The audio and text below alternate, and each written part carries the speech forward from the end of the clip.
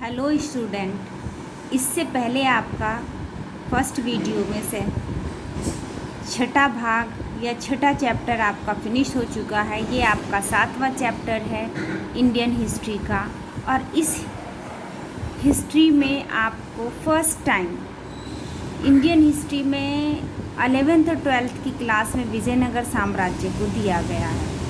और इसका एक कारण है कि विजयनगर साम्राज्य की स्थापना उस वक्त हुई जब उत्तरी भारत में दिल्ली सल्तनत का स्थापना के बाद उसका विस्तार दक्षिण भारत में होना स्टार्ट हो गया था। विजयनगर का मतलब है विजय का शहर। और इसकी शुरुआत कैसे हुई? लॉर्ड मैकेंजी जो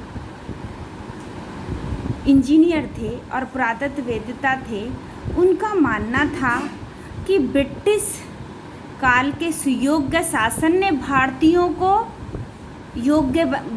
के लिए एक सुप्रशासन की व्यवस्था की है। सुप्रशासन मतलब एक अच्छी एडमिनिस्ट्रेशन, एक अच्छा कानून और नियम सिर्फ ब्रिटिश शासन ने ही लागू किए हैं, या उसके विकास की प्रक्रिया भारतीयों की ब्रिटिश शासन के अंतर्गत हुई है, क्योंकि वो यूरोपीय संस्था भारत में लाई।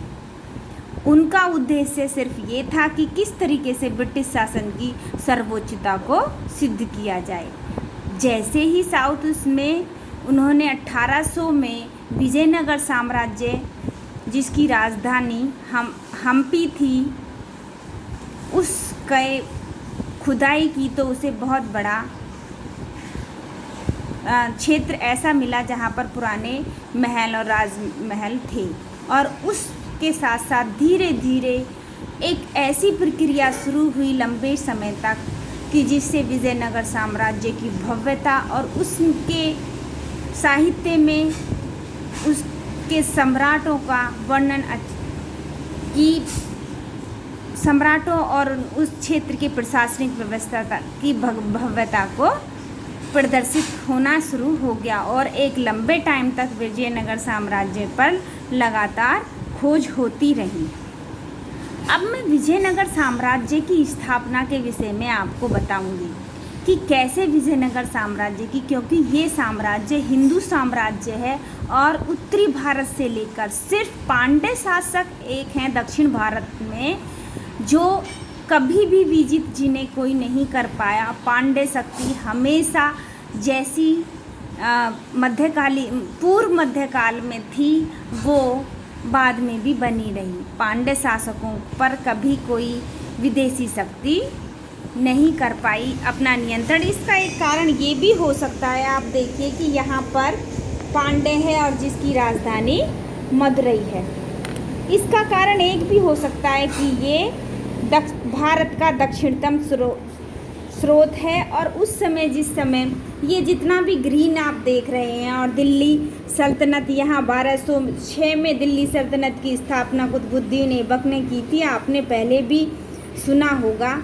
पर धीरे धीरे जो दिल्ली सल्तनत का विस्तार हुआ है, ये जो ग्रीन लाइन और डॉटेड लाइन आप देख रहे हैं, जितने भी ग्रीन लाइन का ये क्षेत्र है, सब दिल्ली सल्तनत के अंतर्गत अलाउद्दीन खिलजी के टाइम में आया। अलाउद्दीन खिलजी के विषय में आपने पूर्व में कहीं ना कहीं ज़रूर पढ़ा होगा या फिर उसका नाम सुना होगा।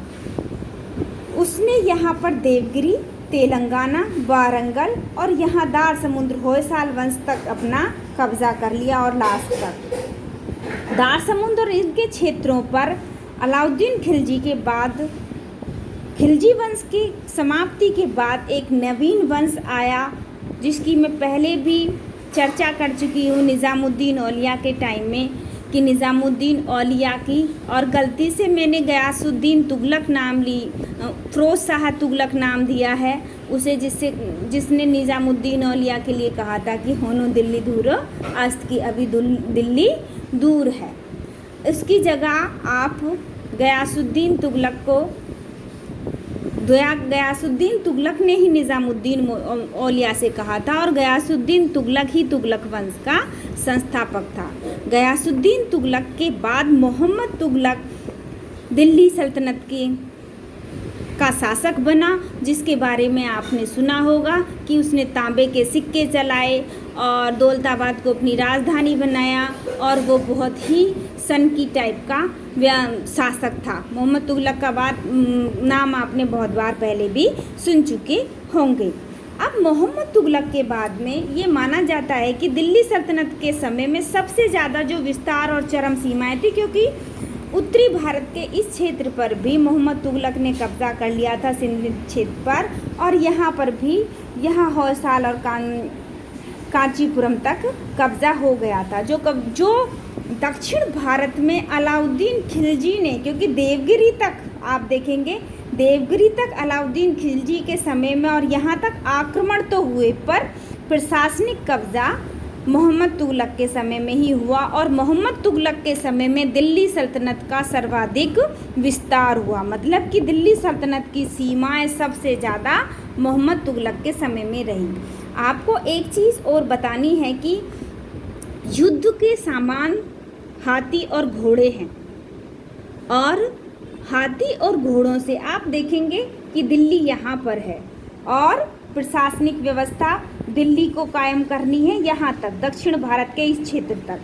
तो इतने बड़े क्षेत्र पर माना कि अलाउद्दीन खिलजी के समय में यहाँ आक्रमण हुए और यहाँ तक आक्रमण करते करते चले गए, और आक्रमण करते वक्त तो इन राजाओं ने उन्हें भेंट दे दी अपनी, या फिर उन्होंने दास्ता कि भाई हम तुम्हें एक निश्चित कर, हम आपके अधीन हो गए हैं और हम आपको एक निश्चित कर दिल्ली भिजवाते रहेंगे।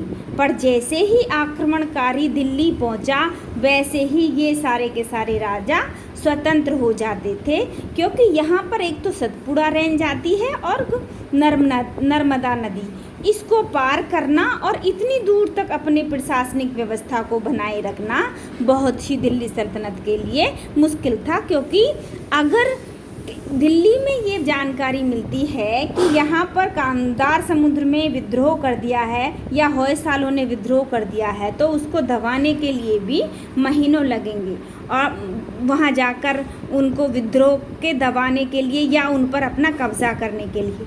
और यहाँ से सेना बड़ी भारी मात्रा में गई और वहाँ पर होयसालों के विद्रोह को दबाने का प्रयास किया, और उन्होंने कह दी कि नहीं जी, हम तो आपके अधीन हैं, ले जाइए, आप अपना कर लेकर जाइए। इतनी बड़ी सेना यहाँ तक आई और फिर कि नहीं, ये तो अधीन है, तो फिर अपना दिल्ली के अन्य क्षेत्रों पर अपना कब्जा कराने के लिए चली गई। जैसे ही दूसरी जगह जाती थी, फिर यहाँ पर विद्रोह या इन क्षेत्रों में विद्रोह होता रहता था। बंगाल का ये क्षेत्र और दक्षिण भारत के क्षेत्र बहुत लंबे समय तक दिल्ली सल्तनत या मुग़ल सल्तनत के हिस्से नहीं रहे। 1526 के बाद, क्योंकि मुग़ल वंश की स्थापना हो चुकी थी और मुग़लों में का नाम आपने सुना ही है, बाबर, हुमायूं और अकबर का, तो उसके समय में भी दक्षिण भारत पर कब्जा करने का प्रयास किया गया, पर समय समय पर विद्रोह होते रहे। अब ये विजयनगर साम्राज्य की स्थापना का कारण था कि जिस वक्त इस दिल्ली में मोहम्मद तुगलक का शासन था, उस वक्त यहाँ पर देवगिरी और यहाँ पर अपना विद्रोह हो रहे थे, और इस विद्रोह को दबाने में सबसे बड़ी भूमिका हरिहर बुक्का की थी। हरिहर बुक्का को दास बनाकर दिल्ली ले जाया गया, और दिल्ली, क्योंकि हरिहर बुक्का दक्षिण की परिस्थितियों के और वहाँ के राजाओं के विषय में जानते थे, इसलिए मोहम्मद तुगलक ने जब 1326 के बाद, 1325 और 30 के बाद जब यहाँ पर विद्रोह होना शुरू किया, तो दिल्ली से मोहम्मद तुगलक ने हरिहर बुक्का, जो दो भाई थे, उनको विद्रोह को दबाने के लिए यहाँ पर भेजा। और जब वो विद्रोह को दबाने के लिए यहाँ पर आए, तो उन्होंने एक नए साम्राज्य की स्थापना की, और वो था पूर्ण हिंदू साम्राज्य, जिसे कहते हैं विजयनगर साम्राज्य। यहाँ पर आप देखेंगे दक्षिण भारत का ये साम्राज्य, और ये डॉटेड लाइन सब विजयनगर साम्राज्य के अंतर्गत आती है। विजयनगर साम्राज्य, देखो ये गोदावरी का क्षेत्र है, कृष्ण गोदावरी का क्षेत्र, और ये सारा का सारा बड़ा उपजाऊ क्षेत्र है उस समय पर। और इसी समय जब विद्रोह हुए, तो एक अवसर और मिला हसन गंगू को। हसन गंगू मुस्लिम वो था, और उसने यहाँ पर बहमनी साम्राज्य की स्थापना की। और बहमनी साम्राज्य और विजयनगर साम्राज्य लंबे समय तक एक दूसरे के इस कृष्ण गोदावरी क्षेत्र जो बहुत उपजाऊ था, दोआब का क्षेत्र, इस पर कब्जा करने के लिए लंबे समय तक एक दूसरे के खिलाफ रहे। और 1565 में एक युद्ध हुआ, तालीकोटा का युद्ध, और उस तालीकोटा के युद्ध में विजयनगर साम्राज्य समाप्त हो गया और इस विजयनगर साम्राज्य की भव्यता खत्म हो